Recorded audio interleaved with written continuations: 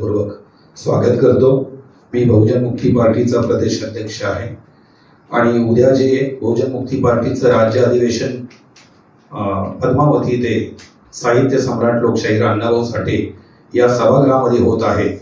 वरील सर्व विषय तुम्हाला आमचे जे राष्ट्रीय कार्यकारिणी सदस्य आहेत त्यांनी वाचून दाखवलेले आहेत। आमचा अजेंडाही तुमच्यापुढे ठेवलेला आहे। या अनुषंगाने आपले काही प्रश्न असतील किंवा आपल्याला काही प्रश्न विचारायचे असतील तर ते आपण विचारले पाहिजेत। मी अशी नम्रपणे विनंती करतो। तुमच्या या विचारमंथनामध्ये तुम्ही कोणत्या मुद्द्यांना प्राधान्य देणार आहात? नागरी समस्या, शहराच्या समस्या, राज्याच्या समस्या? हे अधिवेशन राज्य अधिवेशन आहे। या राज्य अधिवेशनामध्ये आपण विषय तर ठरवून दिलेलेच आहेत। या विषयाच्या अनुषंगाने ही प्रथमतः चर्चा होणार आहे, कारण राज्यामध्ये जी समस्या निर्माण केलेली आहे ती वर्तमान जे महाविकास आघाडीचं सरकार असो किंवा देशामधलं बीजेपीचं सरकार असो, या दोघांनी आतापर्यंत स्वातंत्र्याच्या अनेक वर्षामध्ये सत्ता भोगत असताना यांनी लोकांना फसवलेलं आहे। म्हणून यांची जी फसवणूक आहे ही लोकांना जगजाहीर करणं, उघडकीस आणणं आणि राज्यामध्ये आणि केंद्रामध्ये जे काही प्रश्न उद्भवित आहेत त्याच्यावरती चर्चा करणं आम्ही प्रामुख्याने आमचं महत्त्वपूर्ण हे मानतोय। सवर्णेतर पक्ष जे आहेत ते आपल्या लीग मधले जे अन्य पक्ष आहेत त्यांच्यामध्ये एकी होऊ देत नाही कोणत्याही परिस्थितीत। कधी याला हाताशी धरतात, कधी त्याला हाताशी धरतात। त्यामुळं तुमच्या बाबासाहेब आंबेडकरांना जी एक म्हणून तुम्ही सामोरं जा आणि ते पण अविद्येसाठी, म्हणजे जे तुमच्या शिक्षणाचं प्रमाण कमी त्या गोष्टीला सामोरं जा, सुशिक्षित झाला की तुम्हाला कळेल। तर ह्या गोष्टी ही जी दुही निर्माण केली जाते त्याच्यावर तुमच्या पातळीवर तुम्ही कसं त्याचं समायोजन करा? याच्यासाठी मी प्रदेशाध्यक्षांना सांगतो, मी नुकताच महाराष्ट्राचा 74 दिवसाचा दौरा केलेला आहे। संपूर्ण बहुजन समाजाला आम्ही अपील करत आहोत की काँग्रेस, राष्ट्रवादी, सेना आणि बीजेपी यांची विचारधारा एक नसताना एकत्र येऊ शकतात, तर बहुजनांनी बहुजनाच्या विचारधारेवरती का एकत्र आलं नाही पाहिजे? तर त्यांनाही आम्ही अपील करत आहोत की सर्व बहुजन समाजाने एकत्र येऊन जर लढलं तर शासक जातीला आपणाला छेद देता येतो। या अनुषंगाने आम्ही त्यांना अपील करत आहे आणि येणाऱ्या काळामध्ये 288 विधानसभेचा दौरा मी स्वतः डिसेंबर पासून जून पर्यंत 7 महिन्याचा दौरा मी स्वतः करत आहे। या कार्याला जे दुसरी पार्टी आहेत त्या किती सपोर्ट देतात असं तुम्हाला? अनेक पार्ट्या महाराष्ट्रामध्ये आमच्या संपर्कामध्ये आहेत। अनेक पार्ट्यांचे आम्हाला फोन येत आहेत, अनेक पार्ट्या संपर्कामध्ये आहेत। मोठ्या प्रमाणामध्ये बहुजन समाजामध्ये उत्साह आहे। येणाऱ्या काळामध्ये नक्कीच अगदी जो काय अजेंडा आहे तो डिक्लेअर केला जाईल। जे दीनदलित जो पिछडा वर्ग आहे त्याच्या नेमक्या कोणत्या मूलभूत समस्या तुमच्या गृहपाठात पुढे आल्या की ज्याच्यावर तुम्ही एम्फसाइज करा? खास करून संपूर्ण महाराष्ट्राचा दौरा केला असता लक्षात येते की लॉकडाऊन मध्ये सर्वात महत्वाचं की बहुजन समाजाच्या मुलांच्या शिक्षणाची व्यवस्था फार मोठी भेडसावत आहे, आरोग्याची व्यवस्था भेडसावत आहे। त्यांना 2 वेळचं रोजीरोटी सुद्धा मिळताना दिसत नाही। ज्या सरकारनं लॉकडाऊन मध्ये अनेक स्वप्न दाखवली पण खऱ्या अर्थानं कार्यावरती ते उतरलेलं दिसत नाही। हे सरकार केवळ फसवणुकीच्या आणि लुट्या वाटा करण्यामध्ये जसं फेकतात, मोदी जसे फेकू आहेत तसं महाराष्ट्रातलं सरकार सुद्धा फेकणारं सरकार आहे, केवळ बयानबाजी करणारं सरकार आहे। बहुजनांच्या समस्येवरती काम करताना दिसत नाही। म्हणून आम्ही बहुजनांच्या समस्येवरती काम करण्यासाठी बहुजन मुक्ती पार्टी मोठ्या प्रमाणामध्ये महाराष्ट्रामध्ये अग्रेसिव्ह आहे, आम्ही काम करत आहे। अण्णाभाऊ साठे महामंडळांसारखी जी अन्य मंडळ जी तुमच्यासाठी काम करतात, तुमच्या भल्यासाठी असा त्यांचा दावा असतो, प्रत्यक्षात काहीच घडत नाही। तुम्हाला माहिती आहे त्यांना फंड अलॉट व्हायलाच काही वर्ष जातात, तो निवडणूक आलेल्या असतात। तर हे सगळे इतके वर्ष चालू असताना तुम्ही त्यावर आवाज उठवताना कधीच दिसत नाही। आता पालिका निवडणुकांच्या पार्श्वभूमीवर हा मुद्दा ठेवणार? तसं नाहीये। बहुजन मुक्ती पार्टीने अनेक आंदोलनं महत्वपूर्ण केलेले आहेत। आपण त्याच्यामध्ये आपण आपल्याच पत्रकारांमधून लोकप्रिय पत्रकारांना प्रसिद्धी सुद्धा दिलेली आहे।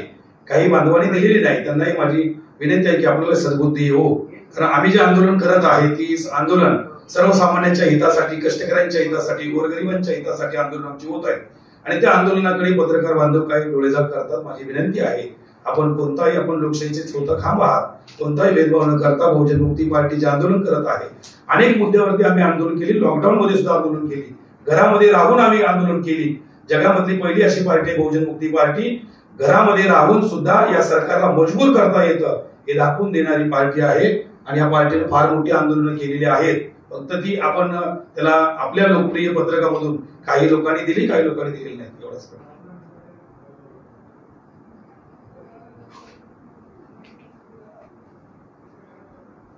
अजून कोणाचे प्रश्न असतील?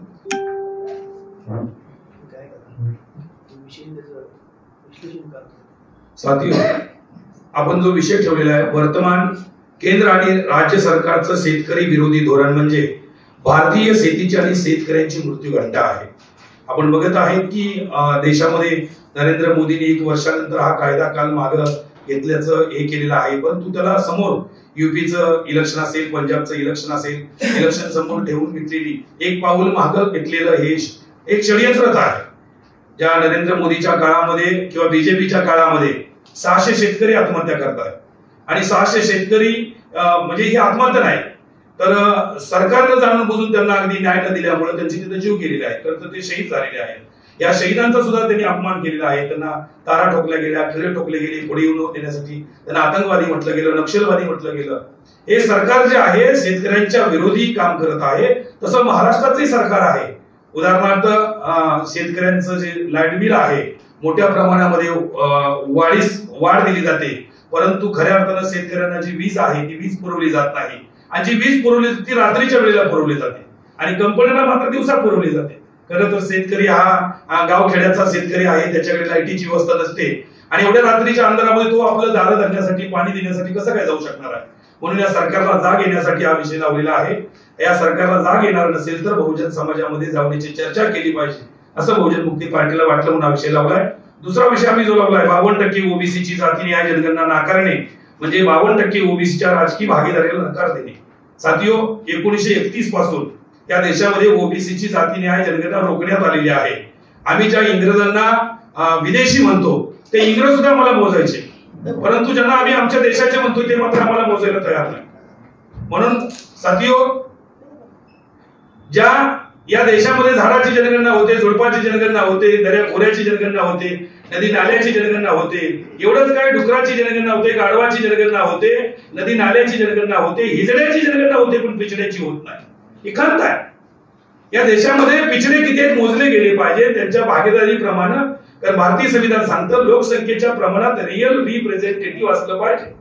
परंतु काही लोक आरक्षणाचा अर्थ चुकीचा लावतात. आरक्षण म्हणजे ही संधी आहे, रिप्रेझेंटेटिव्ह आहे, प्रतिनिधित्व आहे, आणि ते प्रतिनिधित्व लोकसंख्येच्या प्रमाणात देण्याचं भारतीय संविधानानं मान्य केलेलं आहे. म्हणून त्यांची जाती न्याय जनगणना होणं गरजेचं आहे, जे की बीजेपीला नको आहे, काँग्रेसलाही नको आहे. काँग्रेस आणि बीजेपीच्या आलटून पलटून सत्ता येत असताना जाणून बुजून या लोकांनी या गोष्टीकडे नकार दिलेला आहे. म्हणून बहुजन मुक्ती पार्टीनं संपूर्ण देशभरामध्ये या विषयाला हात घातलेला आहे. आम्ही हात घातला म्हणून नरेंद्र मोदीला 2014 आणि 2019ला ओबीसीचा प्राईम मिनिस्टर म्हणून पुढे आणावं लागलं, कारण ओबीसीच्या मुद्द्यावरती केवळ बहुजन मुक्ती पार्टी आणि बहुजन मुक्ती पार्टीच्या जेवढे ऑफशूट विंग आहेत तेवढेच बोलताना दिसतात, आज कोणी बोलताना दिसत नाही. राष्ट्रीय लेवलला म्हणतोय. पुढचा जो विषय आहे, लॉकडाऊनच्या आडून सर्व सरकारी नोकऱ्या संपवणे तसेच खासगीकरण करणे शासक जातीचे षडयंत्र आहे. आपण बघितलं असेल गेल्या 2 वर्षापासून कोरोनाच्या नावाखाली लॉकडाऊन केलं गेलं. खरं तर लॉकडाऊन ही काही कोणती वॅक्सिन नाहीये. लॉकडाऊन हे कोणत्या अगदी बाबांनो मेडिसिन नाहीये, तरीच तो लॉकडाऊन लावलं गेलं. बहुजनाला संपवण्यासाठी लॉकडाऊन हे मोठं हत्यार आहे, षडयंत्र आहे. आणि याच काळामध्ये शेतकऱ्यांच्या विरोधी कायदे बनवले गेले, कामगारांच्या विरोधी कायदे बनवले गेले. नरेंद्र मोदींनी विमाने विकली, विमानतळ विकली, एअर इंडिया विकली, रेल्वे विकली, रेल्वे स्टेशन विकली, हायवे विकली, पण काँग्रेस आणि काँग्रेसचे प्रणित पक्ष कोणता आवाज उठवताना दिसत नाही. म्हणजे दोघांचंही षडयंत्र आहे. भारतातल्या नोकऱ्या संपवणं आणि त्याचं खासगीकरण करणं काँग्रेस आणि बीजेपी प्रणित लोकांचं आणि काँग्रेस प्रणित लोकांचं मिळून षडयंत्र आहे. हे लोकांना जागा करण्यासाठी हा विषय आहे. आणि सर्वात महत्वाचा शेवटचा खालचा विषय आहे, एसटीचं राज्य शासनात विलीनीकरण न करणं तसंच एसटी कर्मचाऱ्यांना राज्य शासनाचा दर्जा न देणं हे ब्राह्मणी षडयंत्र आहे. याचा अनुषंग असा आहे, फडणवीसनी 2013ला नागपूरमध्ये एसटी कर्मचाऱ्यांचा मेळावा घेतला होता आणि शब्द दिला होता की आमचं सरकार आलं तर आम्ही त्याचं राज्य शासनात विलीनीकरण करू. पण फडणवीस कमी आहेत आणि फसवणवीस जास्त आहे. मी यांचं नाव फसवणवीस असं ठेवतोय, कारण ही फसवणारी व्यक्ती आहे. यांनी अनेक लोकांना फसवलं, धनगर बांधवांना फसवलं, मराठा बांधवांना फसवलं, शेतकऱ्यांना फसवलं, कष्टकऱ्यांना फसवलं आणि या एसटी कामगारांना फसवलं. असंच आश्वासन पवार साहेबांनी कोल्हापूरमध्ये दिलं होतं. म्हणजे दोन्हीही शासक जातीची जी लोक आहेत ही दोन्ही पार्ट्या म्हणजे काँग्रेस राष्ट्रवादी सेना आता असेल आणि सेंट्रल मधलं बीजेपी असेल किंवा पूर्वी आलेलं बीजेपी असेल, यांची जी नीती आहे ही नीती कर्मचाऱ्यांना संपवण्याची नीती आहे. म्हणून या अनुषंगानं एसटी कर्मचाऱ्यांना जागा करण्यासाठी हा विषय कळत आहे. या अनुषंगाने अजून आपले काही प्रश्न असतील तरी विचारलं पाहिजे. आरक्षणाच्या मुद्द्यावर जी आता साठमारी चालू आहे, राजकीय साठमारी, त्यात तुम्ही म्हणता त्याप्रमाणे ओबीसीवर पण धार आलेली आहे, पण ते आता जातात आहेत आणि तुम्ही सुपात आहेत. कारण ही मंडळी किंवा सर्वोच्च न्यायालयाच्या एखाद्या आदेशानुसार SC ST NT ही जी मंडळी खालची मंडळी त्यांच्या आरक्षणावर धार आली तर तुम्ही काय करा? कारण ही गोष्ट होऊ शकते. मुळात आपण लक्षात ठेवलं पाहिजे की आरक्षण कोणत्या प्रकारच्या आरक्षणाला सध्या ओबीसी मोठा आवाज उठवत आहे. ओबीसी फक्त केवळ पॉलिटिकल आरक्षणावरती बोलत आहे आणि पॉलिटिकल आरक्षणावरती आम्ही जास्त इंटरेस्टेड नाही. याचं कारण तुम्हाला सांगतो, पॉलिटिकल आरक्षणामधून दलाल आणि भडवे पैदा होतात असं मी नाही, विश्वरत्न महामानव डॉक्टर बाबासाहेब आंबेडकर असं म्हणायचे.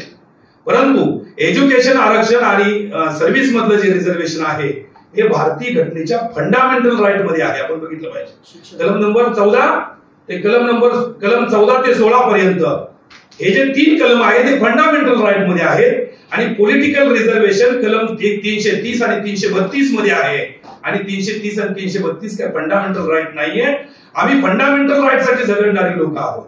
फंडामेंटल राईट शिक्षणासाठी आहे, फंडामेंटल राईट सर्व्हिस साठी आहे आणि रिझर्वेशन इन प्रमोशन साठी आहे. याच्यासाठी बहुजन मुक्ती पार्टी मोठ्या प्रमाणात देशभरामध्ये आवाज उठवेल. परंतु जे पॉलिटिकल रिझर्वेशन आहे हे कुणाची मागणी नसताना वारंवार वाढवलं जातं आणि सांगितलं जातं मीडियाच्या माध्यमातून चुकीची चर्चा केली जाते की एससीच्या लोकांना 10 वर्ष आरक्षण वाढवून दिलं. पण कोणतं दिलं ही मीडिया दाखवत नाही. याचा अर्थ मीडिया सुद्धा आमच्याशी जातीवाद करत आहे. तो जातीवाद त्यांनी केला नाही पाहिजे, त्यांना सद्बुद्धी आली पाहिजे. आणि माझी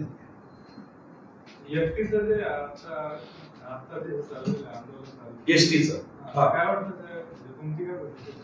आमची भूमिका अशी आहे, मी तब्बल 12 जिल्ह्याच्या एसटी डेपोचा 35 एसटी डेपोचा मी स्वतः दौरा केला जस्ट 10 तारखेपर्यंत. तर मला असं दिसतंय की काँग्रेस, राष्ट्रवादी, सेना, मनसे, बीजेपीचे सगळीच लोक त्यांना समर्थन द्यायला जात आहे. काँग्रेसला वाटतंय बाबा विलिनीकरण झालं पाहिजे, बीजेपीला वाटतंय, राष्ट्रवादीला वाटतंय, सेनेला वाटतंय. करणार कोण आहे मला त्यांनी अजून उत्तर दिलेलं नाही. महाविकास आघाडी म्हणतंय विलिनीकरण झालं पाहिजे, बीजेपी म्हणतंय विलिनीकरण झालं पाहिजे. मग करणार कोण आहे? याचा अर्थ असा आहे झालं पाहिजे म्हणून फक्त लोकांना खुश करणं हा त्यांचा अजेंडा आहे. आणि आमची लोक अर्ध्या हळकुंडाने पिवळी होणारी लोक आहेत. आमच्या लोकांना हळकुंड दाखवायची गरज पण नाही, लांबून जरी दाखवलं तर आमचे लोक खुश होतात.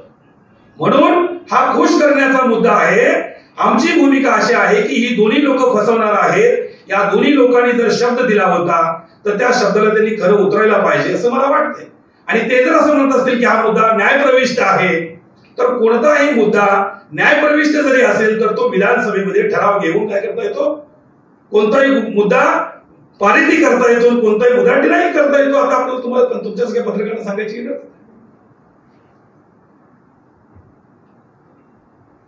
तुमचं पुढचा कोर्स ऑफ ऍक्शन काय? पुढचं आता काय पद्धतीने तुम्ही पक्ष वाढवणार, बाकीच्या गोष्टी करणार?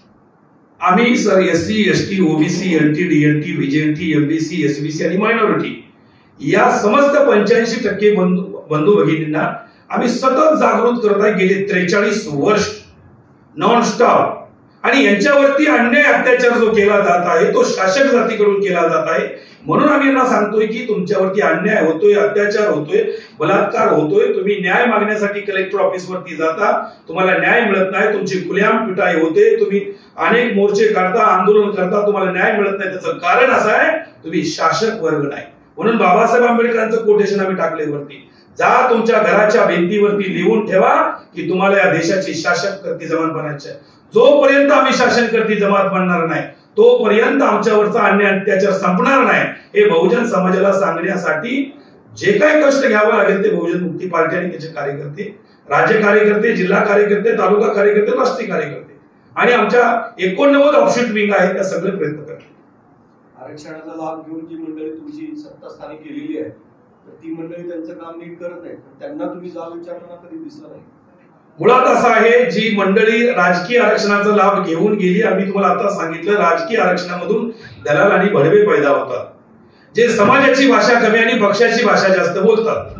म्हणून आम्हाला पक्षाची भाषा न बोलणारे, समाजाची भाषा बोलणारे प्रतिनिधी जर निवडून आणायचे असतील तर त्या लोकांना समाजाचं ट्रेनिंग द्यावं लागेल, केडर बनवावं लागेल. कारण जो केडर असतो तो बेडर असतो, जो बेडर असतो तो निडर असतो, आणि जो निडर असतो तोच लीडर असतो.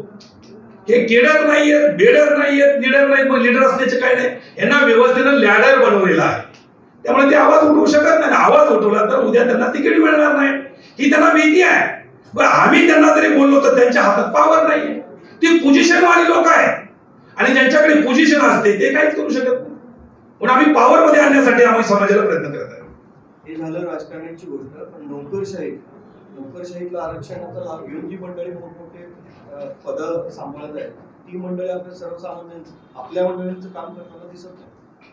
असं म्हणणं थोडस मी जर असं म्हटलं तर थोडस चुकीचं ठरेल.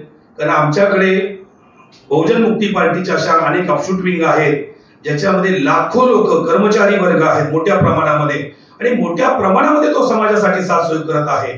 त्यांनी स्वतःचं ब्रीद बनवलंय, माय एज्युकेशन फॉर माय सोसायटी. मग अशा लोकांना मी कसं अगदी त्याला नाव ठेवू इच्छितो? मी असं नाव ठेवणार नाहीये. अनेक लोक येत आहेत. बाबासाहेब आंबेडकर ज्या लोकांना म्हणाले होते, पढे लिखे लोगों ने मुझे धोखा दिया है, पण त्याच धोकेबाज लोकांना आता आम्ही बाबासाहेबांच्या कार्यावरती काम करण्यासाठी त्यांना अभिप्रेत करून अगदी गेली 43 वर्षापासून कष्ट घेऊन, जागरण करून, प्रबोधन करून त्यांना कामाला लावलेलं आहे. मोठ्या प्रमाणात समाजामध्ये शिकलेली नोकरदार लोक काम करत आहेत. जी, आणि आमचं भौगोलिक नेटवर्किंग आहे सर. 32 राज्यामध्ये आमचं नेटवर्किंग आहे, 576 जिल्ह्यामध्ये आमचं नेटवर्किंग आहे, 5,500 तालुक्यात नेटवर्किंग आहे, 2.5 ते 3 लाख गावात नेटवर्किंग आहे, 22,000 ब्लॉक मध्ये आमचं नेटवर्किंग आहे. आणि बहुजन मुक्ती पार्टी सोडली तर आमचं जे मदर ऑर्गनायझेशन आहे 35 देशामध्ये त्यांचं ऑप्शन नेटवर्क आहे. त्यामुळे या सर्व देशामधले SC, ST, OBC, NT, DNT, VJNT, MBC, SBC आणि मायनॉरिटी या 85% लोकांना एकत्र करून 85 वर्सेस 15 हा फॉर्म्युला आमचा आहे. हा कांशीराम साहेबांनी वापरलेला फॉर्म्युला आहे. आणि याच्यामध्ये 85% लोकांवरती 15% लोक राज्य करत आहेत, आणि हे अन्याय आहे. याच्यामध्ये सुप्रीम कोर्ट सुद्धा सामील आहे, आणि म्हणून आमच्यावरती अन्याय होत आहे. आम्हाला लोकशाहीच्या 4 पिलरवरती आमचं कुठेही प्रतिनिधित्व दिसत नाहीये. लोकशाहीचे 4 पिलर आहेत. कार्यपालिकेमध्ये आमची लोक नाहीयेत, न्यायपालिकेमध्ये आमची लोक नाहीयेत, मीडियामध्ये आमची लोक नाहीयेत, संसदेमध्ये आमची लोक नाहीयेत, म्हणून आमच्यावरती अन्याय होतोय. लोकशाहीच्या 4 पिलरवरती सवर्णांचा कब्जा झालेला आहे, म्हणून ही लोकशाही राहिलेली नाहीये. लोकशाहीवरती कब्जा झालेला आहे, आणि कब्जा जायज होत नसतो, कब्जा नाजायज कब्जा असतो. आणि म्हणून बहुजन समाजाला हक्क अधिकार मिळाले पाहिजेत, लोकसंख्येच्या प्रमाणात मिळाले पाहिजेत, याच्यासाठी आम्ही कार्यरत. तुम्ही जी उद्दिष्ट आता सांगितली नमूद केली, तीच उद्दिष्ट घेऊन बहुजन समाज पक्ष असे मोठमोठे पक्ष देशात 3ऱ्या क्रमांकाचे पक्ष बनले. पण मग बहुजन मुक्ती पार्टीचं वेगळेपण ते काय? वेगळेपण असं आहे, बहुजन समाज पार्टी तुम्ही बघितलं असेल तर ती बहुजन समाज पार्टी कमी झालेली आहे, ती ब्राह्मण समाज पार्टी झालेली आहे. कारण ती सगळं जे संमेलन ऑर्गनाईज करत आहे ती सगळी ब्राह्मण ऑर्गनाईज करत आहे, आणि बाकीच्या पार्ट्या एकतर घराण्यासाठी लढत आहेत किंवा धर्मासाठी लढत आहे. मग बहुजनासाठी लढणारी पार्टीच कुणाची नाहीये. म्हणून बहुजन मुक्ती पार्टीची निर्मिती 6 डिसेंबर 2012 करावी लागली. कारण बहुजनाच्या हितासाठी, बहुजनाच्या हक्कासाठी, बहुजनाच्या रक्षणासाठी कोणतीच पार्टी भारतामध्ये नाही ना. म्हणून बहुजन मुक्ती पार्टी देवला हा विशेष आहे बहुजन मुक्ती पार्टीचा. कारण आठवले साहेबांनी ब्राह्मण संमेलन लावलं, प्रकाश आंबेडकरांनी लावलं, मायावतींनी मोठ्या प्रमाणात लावलं. बहुजनावर खरं तर 3.5% लोकसंख्या ब्राह्मण समाजाची, मी त्याचा द्वेष करण्यासाठी म्हणत नाही, पण 3.5% लोकसंख्या लोकांनी 100% जरी वोटिंग केलं तर ग्रामपंचायत सदस्य म्हणू शकत नाही. ते देशाच्या संसदेवर त्याचा कब्जा आहे, आणि हा कब्जा नाजायज कब्जा आहे. ईव्हीएम मशीन मध्ये चोऱ्या करून हा कब्जा निर्माण केलेला आहे. काँग्रेस, बीजेपी काँग्रेसनी ईव्हीएम मध्ये चोऱ्या करून हा कब्जा निर्माण केलेला आहे. म्हणून आमच्यावरती अन्याय अत्याचार सतत होत आहे. या देशावरती जर यांचा कब्जा नष्ट करायचा असेल, प्रथमतः ईव्हीएम नष्ट करावी लागेल. ईव्हीएम नष्ट करून लोकशाही मार्गाने आम्हाला SC, ST, OBC, NT, DNT, VJNT, MBC, SBC आणि मायनॉरिटी समाजाला न्याय देता येईल. काँग्रेसचा गेल्या 60 वर्षांचा इतिहास बघितला तर त्या मंडळींनी धर्मनिरपेक्ष राजकारण केलं असं त्यांचा दावा आहे. तर तुम्हाला तुमचा काँग्रेसवर राग काय? राग नाहीये. काँग्रेस स्वतःला धर्मनिरपेक्ष म्हणते. धर्मनिरपेक्ष म्हणणं वेगळं आणि कृती वेगळी. बाबासाहेब आंबेडकर म्हणतात एखाद्या व्यक्तीच्या बोलण्यावरती जाऊ नका, त्याच्या कृतीवरून बघा, त्याला चेक करा तो कोणत्या कृतीचा आहे. म्हणून तुम्ही काँग्रेसची कृती बघितली, बीजेपीची कृती बघितली तर सेम आहे. भारतीय संविधानाच्या विरोधामध्ये काँग्रेस आहे, भारतीय संविधानाच्या विरोधामध्ये बीजेपी आहे, भारतीय संविधानाच्या विरोधामध्ये महाविकास आघाडी सुद्धा आहे. आणि म्हणून जे भारतीय संविधानाच्या विरोधामध्ये त्यांच्या विरोधामध्ये आम्ही राग नाहीये. जे संविधान विरोधी आहे ते देशद्रोही लोक आहेत. संविधान द्रोही अर्थात देशद्रोह आहे. कारण संविधान 9 ऑगस्ट 2018 ला आझाद दिल्लीमध्ये जंतर मंतरच्या तिथं 9 ऑगस्ट 2018 ला 11 ब्राह्मण अर्थात सवर्ण लोकांनी, तुम्ही ज्यांना सवर्ण म्हणता मी ब्राह्मण म्हणतोय, त्या लोकांनी संविधान जाळलं. त्या जाळलेल्या लोकांवरती संविधान जाळल्यानंतर नरेंद्र मोदींनी कोणती कारवाई केली नाही, काँग्रेसनं कोणता आवाज उठवला नाही. आणि जर आवाज उठवत नसतील तर तुम्ही सेक्युलर कसे? खऱ्याला खरं म्हणणं हे आमचं काम आहे.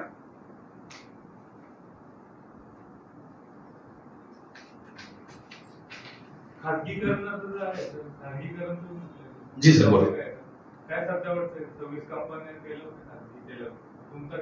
मी तुम्हाला एक सांगतोय, खासगीकरणाचा अजेंडा बीजेपीचा अजेंडा नाहीये. खासगीकरणाचा अजेंडा 1991 पासून राबवला गेला. याची पॉलिसी काँग्रेसनं आणली, अंमलबजावणी बीजेपी करत आहे. काँग्रेस बीजेपी काँग्रेस मिळून देशामध्ये काय करत आहे? देशातल्या सार्वजनिक संस्था खासगीकरण करत आहे, ज्यामुळे SC ST OBC NT DNT VJNT MBC SBC ला उद्या नोकऱ्याच मिळणार नाही. आणि आमच्या लोकांना लढाई लावलेली आहे की पुन्हा आरक्षणासाठी लढा, आरक्षणासाठी लढा. अरे नोकऱ्याच नाही तर काय आरक्षण कुठे देणार आहे? म्हणून काँग्रेस बीजेपी यांचा दोघांचा मिळून अजेंडा आहे.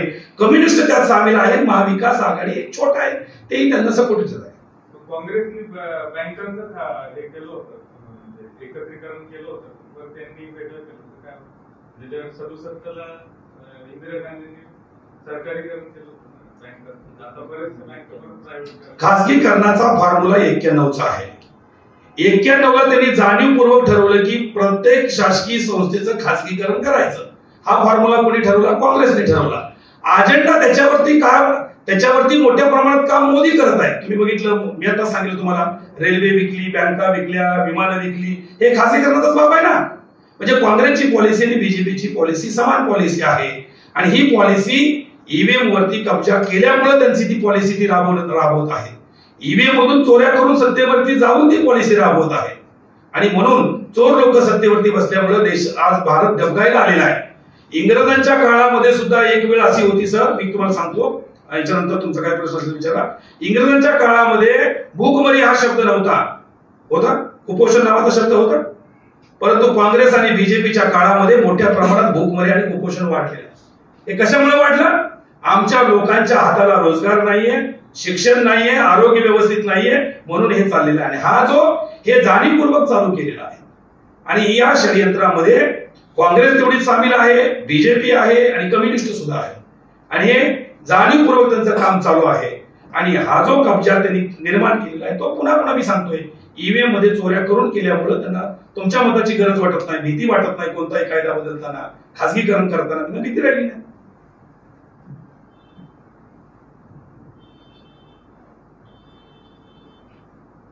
अजून कोणाचा प्रश्न असेल? आहे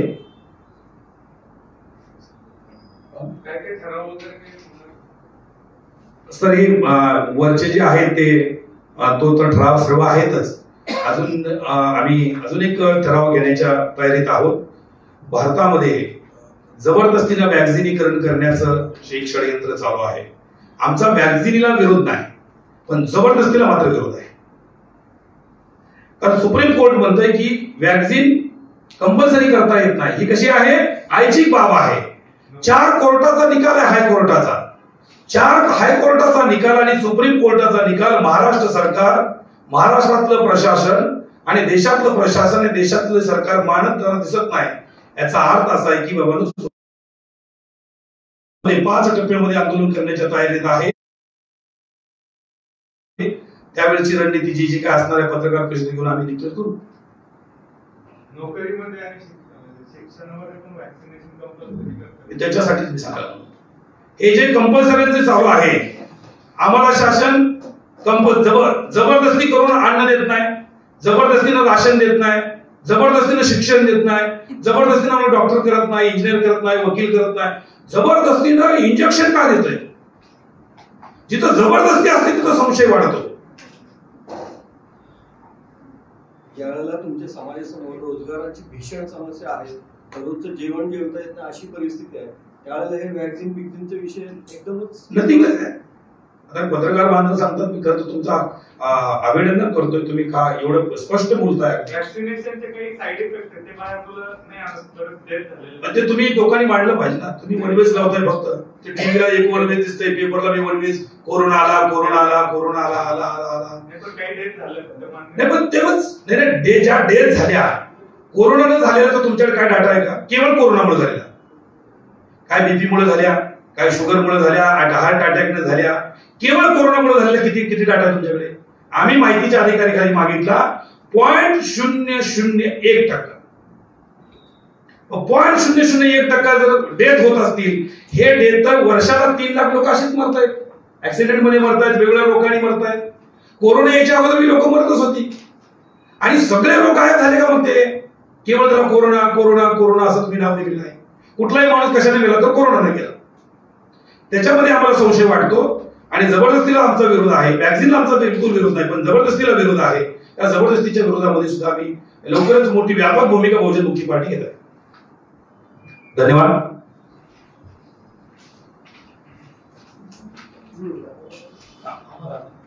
साथियो, आपण सर्वांनी हसत खेळत अतिशय चांगले प्रश्न विचारले. मलाही खूप खूप मी तुमचा आभार व्यक्त करतो, कारण माझी पहिलीच पत्रकार परिषद होती आणि माझ्यावरती बर्डन होतं. मी आमचे मार्गदर्शक आदरणीय सचिनजी बनसोडे सर हे यामध्ये माहीर आहेत आणि त्यांनी अनेक वेळा त्या पत्रकार परिषद घेतलेल्या आहेत, परंतु तुम्ही लोकांनी आम्हाला संधी दिली त्याबद्दल तुमचा मनपूर्वक आभार आहे. फक्त एकच विनंती करतोय की एक गोष्ट तुम्ही छापत असता वारंवार, पण सत्याची भूमिका तुम्ही थोडीशी छापली पाहिजे. तुम्ही सत्यवादी असलं पाहिजे. सत्यमेव जयते आपल्या देशाचं ब्रीद आहे, त्या ब्रीदला आपण अगदी कुणी पत्रकारांनी त्याला कलंकित करता कामा नये माझी विनंती आहे. आणि आपल्या लोकप्रिय पत्रामधून आपण याला हे जे उद्याचं जे अधिवेशन आहे त्याला मोठ्या प्रमाणात प्रसिद्धी द्याल ही आशा अपेक्षा व्यक्त करतो.